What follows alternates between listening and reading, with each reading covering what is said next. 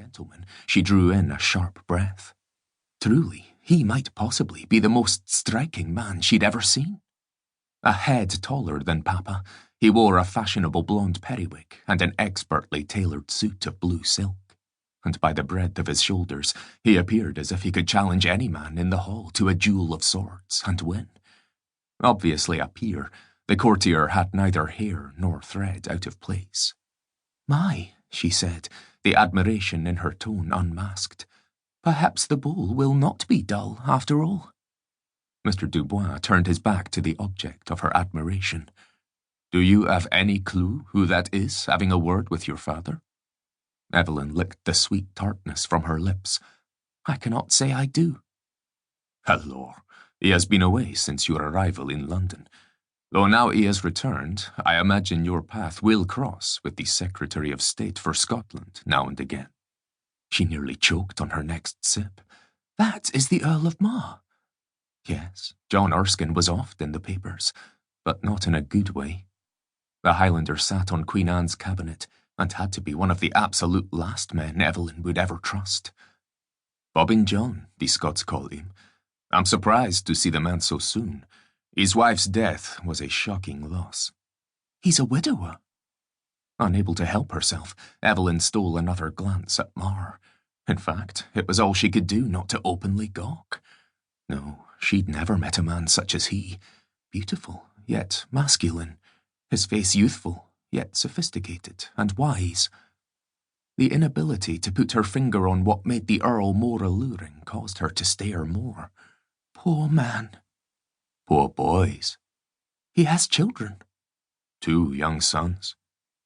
It must be devastating for them all, and the boys left without a mother. Attempting to mask her overt staring, Evelyn took another sip of lemon juice and watched the man from behind her glass.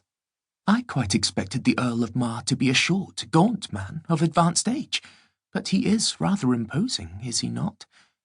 Mr. Dubois' stout stature better reflected her imaginings. "I have no doubt he will soon be the most eligible widower in Britain, if he is not already. 'Tis a shame no one knows for certain where his loyalties lie."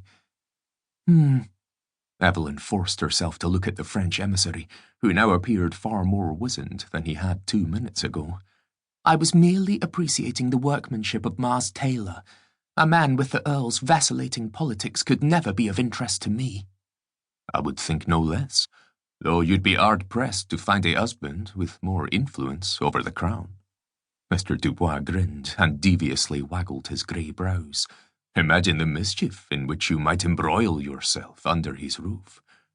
If only they weren't at a ball with dozens of nobles surrounding them in courtly finery, she might have thwacked the Frenchman with her fan.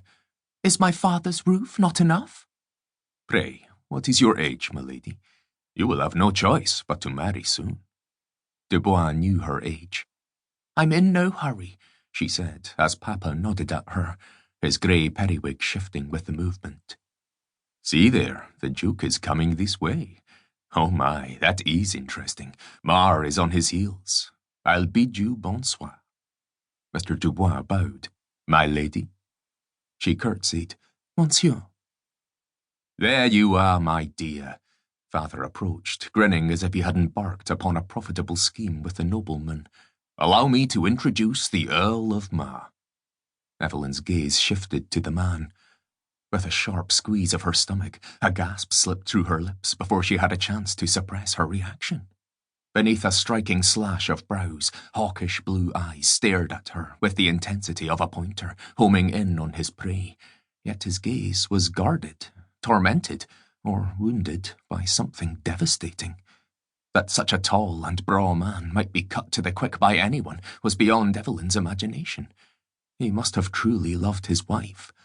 And yet, if her intuition was right, there appeared to be more underlying this man's grief, something layered and complex. After a pause, which for all Evelyn knew may have lasted 10 minutes while she pondered the possibilities of her assessment, the corners of Mar's lips turned upward, a polite smile, but still guarded. He stepped forward, grasped her hand, and applied a well-practiced kiss. A bit of a breeze must have wafted through the air, because she was suddenly bathed in a delicious fragrance.